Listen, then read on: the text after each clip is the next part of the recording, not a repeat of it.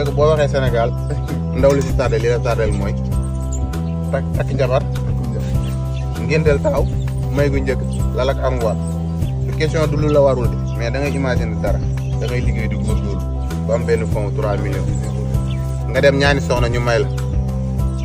paa yi dañ naan may nañ ko soxna de alors que dañ la kaa jaay ci pet waaw may gu njëkk waaw buñ la ko oyofalee bu oyofaloo 600 000 nga joxe téléphone ñëw yaa ngi dégg léegi nag nga jublu si ceeb soo jublee si ceeb gi maanaam boo ko yombalee ba yombal benn tur